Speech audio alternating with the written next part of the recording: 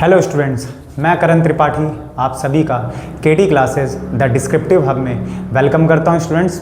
और आज का सेशन हमारा काफ़ी खास होने जा रहा है क्योंकि आज के सेशन में हम स्टूडेंट समझेंगे, जैसा कि हमारा लास्ट सेशन जो हुआ था वो extraction of the moderately reactive metals पर बेस्ड था। तो जैसा कि मैंने आपसे प्रॉमिस किया था, इससे अगला जो सेशन होगा जो कि आज हम कंडक्ट कर रहे हैं, और ये है लेस रिएक्टिव मेटल्स पर। ठीक है, किस पर?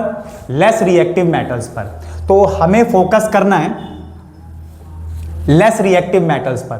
तो यहां हम कंसीडर करेंगे स्टूडेंट्स कॉपर को। ठीक है, दूसरा मेटल क्या होगा हमारा? मर्क्यूरी। और बोर्ड एग्जाम में आपसे कॉपर और मर्क्यूरी के अलावा कुछ नहीं पूछा जाता।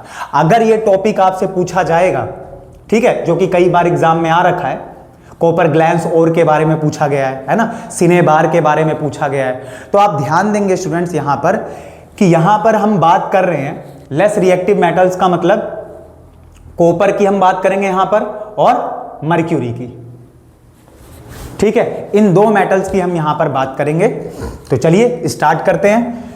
तो अब जैसा कि आप एक्सट्रैक्शन देख रहे हैं और जिन्होंने भी पिछली क्लास अच्छे से कवर करी है, हमने कैल्सिनेशन और रोस्टिंग को पढ़ा है। तो यहां पर हम रोस्टिंग की मदद लेंगे, यानी यहां पर भी हम लेस रिएक्टिव मेटल्स के भी केस में हम जब उनको एक्सट्रैक्ट करेंगे तो रोस्टिंग प्रोसेस यहां पर एक तरीके से रोल एक्ट करेगा। ठीक है, तो इन दो मेटल्स पर आपको फोकस करना है। लास्ट क्लास में बताइए हमने किन किन की बात करी थी? हमने क्रोमियम देखा था, हमने मैंगनीज की बात करी थी, आयरन की बात करी थी, टिन लेड की भी बात करी थी क्या? मेरे ख्याल से हमने बेसिकली तो ज्यादातर आपसे जो क्वेश्चन पूछा जाता है, जैसे कि मैंने पिछली क्लास में आपको बताया था, जिंक से काफी बनता है क्वेश्चन। ठीक है, आपका हेमेटाइट से, जो कि लास्ट सेशन में मैंने आपको कराया, बताइए थर्माइट रिएक्शन। ठीक है, और कैल्सिनेशन और रोस्टिंग हमने जिंक कार्बोनेट और जिंक सल्फाइड और अच्छे से समझा था। आई होप आपने अच्छे से रिवीजन किया होगा। यहां पर हम देखने जा रहे हैं लेस रिएक्टिव मेटल्स का एक्सट्रैक्शन। तो सबसे पहले स्टूडेंट्स मैं मर्क्यूरी को उठा रहा हूं। ठीक है, मर्क्यूरी की मैं बात करने जा रहा हूं आपसे। और मर्क्यूरी के ओर का नाम क्या है? सभी बताएंगे मेरे को। कार्बोनेट ओर होता है क्या इसका? नहीं। इसको ध्यान रखना है आपको कि सल्फाइड के साथ इसका एक तरीके से कंबाइंड फॉर्म है। और जो आपका HgS है, ठीक है, इसको हम क्या बोलते हैं? सिनेबार ओर।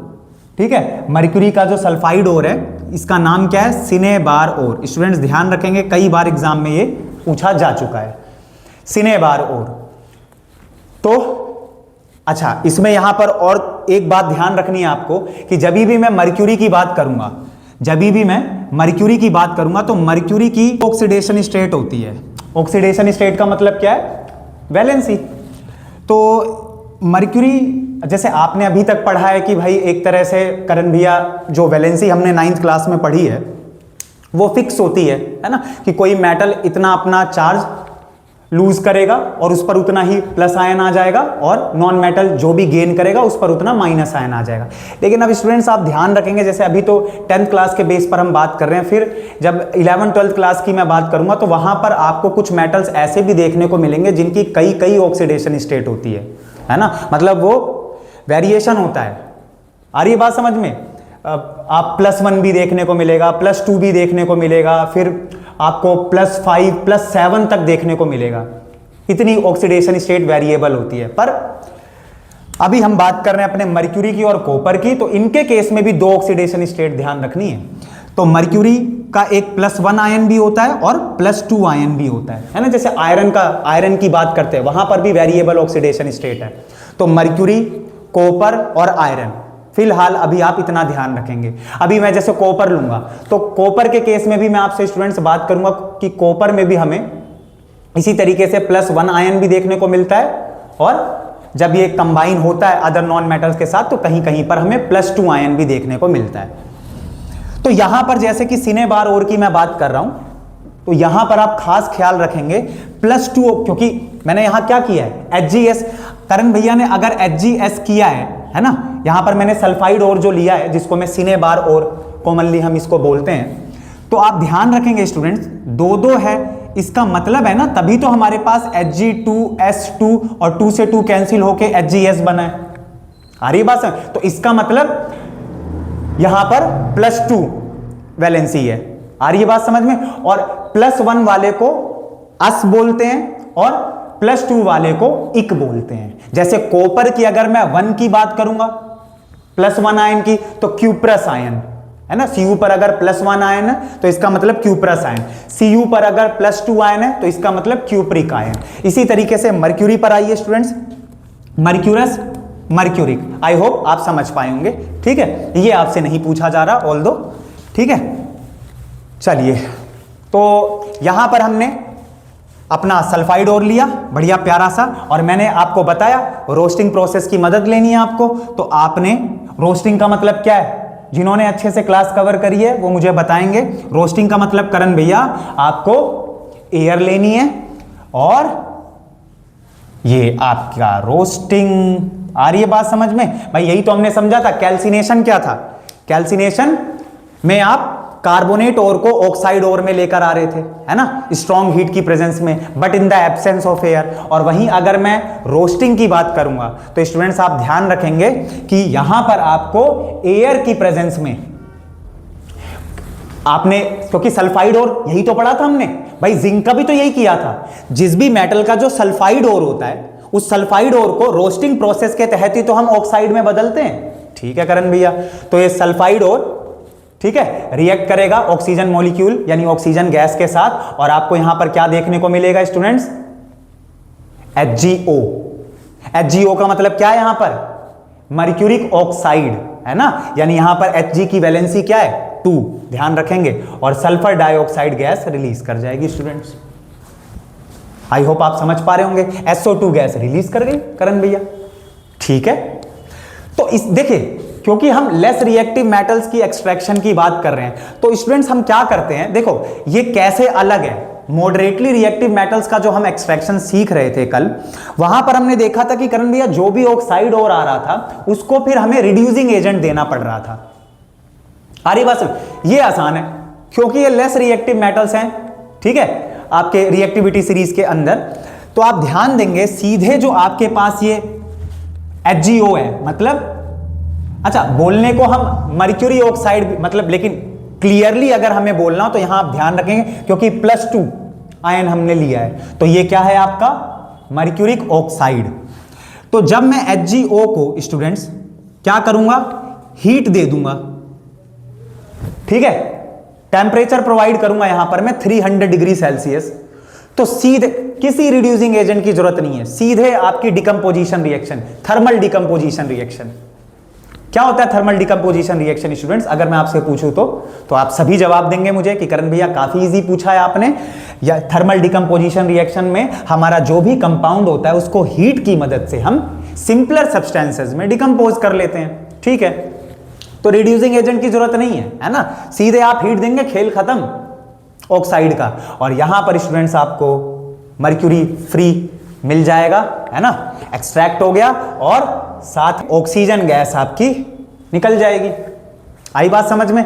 तो इस तरीके से आप, यानी यहां पर करण भैया में रिड्यूसिंग एजेंट की जरूरत नहीं है ना। पिछली क्लास में हमने एल्यूमिनियम नाम का एक रिड्यूसिंग एजेंट लिया था, एल्यूमिनियम पाउडर, है ना, कार्बन नाम के रिड्यूसिंग एजेंट की बात करी थी। फिर मैंने आपको बताया था 12th क्लास में हम जैसे और हायर जब स्टडी हम करते हैं तो वहां पर मैंने आपको बताया कैल्शियम और दूसरा मेटल आप बताएंगे कि उनको भी रिड्यूसिंग एजेंट के तौर पर यूज करते हैं हम। लेकिन अगर हम बात करें 10th क्लास की तो यहां पर हम कार्बन और एल्यूमिनियम नाम के रिड्यूसिंग एजेंट की बात करते हैं, है ना। पिछली क्लास भी मैं आपको साइड बाय साइड थोड़ी थोड़ी रिवाइज करा दे रहा हूं, है ना, तो अच्छे से रिवीजन करेंगे। तो ये ऑक्सीजन गैस, ठीक है, ये ऑक्सीजन गैस आपके पास आ चुकी है। तो इस तरीके से स्टूडेंट्स दो रिएक्शन यानी एक तरीके से दो स्टेप में आप अच्छे से अपना मर्क्यूरी नाम का मेटल एक्सट्रैक्ट कर लेंगे। आई होप आपको अच्छे से समझ आया होगा।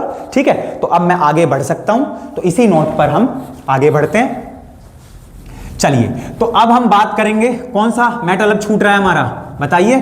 कॉपर। तो चलिए कॉपर की भी बात कर लेते हैं। करण भैया कॉपर भी तो हमें डिस्कस करना है, तो मैंने कहा ठीक है स्टूडेंट्स कर लेते हैं। अब हम आ रहे हैं Cu2S, ठीक है, कॉपर सल्फाइड। और स्टूडेंट्स ध्यान देंगे यहां पर मैंने क्यूप्रस आयन लिया है क्योंकि अगर मैं Cu2S2 लिखता तो ये तो सल्फर का, और कॉपर का यहां 2 आता अगर +2 आयन में लेता तो। लेकिन स्टूडेंट्स आप समझ पा रहे हैं, ये 9th क्लास चल रही है, आ रही है बात समझ में। तो कॉपर का यहां पर 1 है, इसका मतलब करण भैया ने ये Q+ आयन लिया है, Cu+1 आयन। ठीक है स्टूडेंट्स, इसी का नाम क्या है? कॉपर के सल्फाइड और का नाम बताएंगे स्टूडेंट्स, तो आपको ध्यान रखना है कॉपर ग्लैंस और। ठीक है, और इसको जब मैं students again from air oxygen gas, और ये आपको रोस्टिंग देखने को मिलेगी। इसका मतलब करण भैया पिछली क्लास तो रिवाइज हो रही है, आ रही है बात समझ में। वहां कार्बोनेट और की हमने बात करी थी, बताइए, कैलेमाइन की बात करी थी हमने, और यहां पर हम अपने सल्फाइड और की बात कर रहे हैं। तो सल्फाइड और में तो रोस्टिंग प्रोसेस की जरूरत पड़ती है, कैल्सिनेशन की तो जरूरत पड़ती नहीं है। ठीक है, तो यहां पर बताइए स्टूडेंट्स क्या बन जाएगा हमारे पास, बोलिए भैया, सल्फाइड और से ऑक्साइड, तो यहां पर CuO। सही लिखा है क्या मैंने, बताइए सही लिखा है क्या मैंने, गलत लिखा है। कैसे करण भैया, यहां पर चुपचाप आप 2 करिए, आपने कॉपर +1 आयन लिया है, आ रही है बात समझ में। आपने कॉपर की वैलेंसी यहां पर क्या ली है, 1, ऑक्सीजन का 2, आ रही है बात समझ में। और यहां पर आपके पास सल्फर डाइऑक्साइड गैस रिलीज हो गई। जब भी आप स्टूडेंट्स रोस्टिंग करेंगे, जब भी आप, ठीक है, सल्फाइड और की रोस्टिंग करेंगे तो आपके पास सल्फर डाइऑक्साइड गैस रिलीज होगी, क्योंकि यहां पर क्या है, सल्फर है। तो इस तरह से आपको ये बातें ध्यान रखनी है। करण भैया उसके बाद ये जो हमारा ऑक्साइड में कन्वर्जन हो चुका है, इसको हम यहां पर रखेंगे। लेकिन स्टूडेंट अब यहां पर होती है गलती, 99% स्टूडेंट से जल्दीबाजी में कह लीजिए कि गलती हो जाती है, वो आप लोगों को नहीं करनी है। और वो क्या, हम सोचते हैं हीट देके खेल खत्म, लेकिन नहीं। यहां पर आपको ध्यान देना है स्टूडेंट्स कि ये जो कॉपर सल्फाइड और है, ये जो कॉपर ग्लैंस और है मेरा, इसको हमने काफी ज्यादा अमाउंट में लिया है। ये जो कॉपर ग्लैंस और है मेरा, कॉपर सल्फाइड, इसको मैंने काफी ज्यादा अमाउंट में लिया है, Q+ सल्फाइड को। आ रही है बात समझ में। और क्योंकि ये ज्यादा अमाउंट में है, तो ये मेरे पास अभी गया है बच, तो इसी से मैं जो रिमेनिंग पार्ट है, आ रही है बात समझ में भाई, आपने ऑक्सीजन से रिएक्शन कराई, ऑक्सीजन मॉलिक्यूल से, और उसके बाद भी ये गया है बच, मतलब ये थोड़ा सा आपके पास क्या है, इसका जो रिमेनिंग पोर्शन है उसी से आप रिएक्ट करेंगे। स्टूडेंट्स ध्यान रखेंगे रिएक्शन। एक बात भी मैं आपको यहां रटा नहीं रहा हूं कि भाई यहां ये मैंने कहां से ले लिया और उसके बाद मैं कॉपर और सल्फर डाइऑक्साइड गैस की बात करूं, आ रही है बात समझ में। तो आपको यहां पर ध्यान देना है कि ये हमने लार्ज अमाउंट में लिया है, रोस्टिंग पूरी तरीके से डन होने के बाद भी आपके पास अभी ये बच गया है, तो आप अपने ऑक्साइड को वापस से उस इसके रिमेनिंग पार्ट से रिएक्ट कराएंगे। आ रही है बात समझ में। तो जो बचा हुआ कॉपर सल्फाइड है मेरे पास, Q+ सल्फाइड, उससे मैं वापस से फर्दर ऑक्साइड को रिएक्ट करूंगा, तब मेरे पास ये एक्सट्रैक्ट होके कॉपर मेटल आ जाएगा। और साथ में आप देख रहे हैं स्टूडेंट, बैलेंस कर लेंगे आप लोग, ठीक है। बैलेंसिंग मैं एक की भी नहीं कर रहा हूं, बैलेंसिंग आपका काम है। प्लस में सल्फर डाइऑक्साइड गैस रिलीज कर जाएगी। आई होप स्टूडेंट समझ पाए होंगे मैं यहां पर आपको क्या समझाना चाह रहा हूं, है ना। तो इस तरीके से हमने कॉपर को भी, कॉपर ग्लैंस और से कॉपर को हमने एक्सट्रैक्ट कर लिया, ठीक है। तो आपके यही 2 मेटल के जो और हैं, सल्फाइड और उनसे कैसे ऑक्साइड हमने बनाया, और ऑक्साइड से कैसे हमने उस मेटल को एक्सट्रैक्ट किया। केवल 2 मेटल की यहां पर हम क्या करते हैं, एक्सट्रैक्शन, कॉपर और मर्क्यूरी, ठीक है। तो इसके बाद अब हमें रिएक्टिविटी सीरीज में जो टॉप पर बैठे हुए हैं उनकी भी बात करनी है, तो अगले सेशन में मैं उनकी बात करूंगा। तब तक इसको बढ़िया तरीके से आप रिवीजन करिए, ठीक है स्टूडेंट्स। मिलते हैं फिर नेक्स्ट सेशन में। सी यू ऑल स्टूडेंट्स।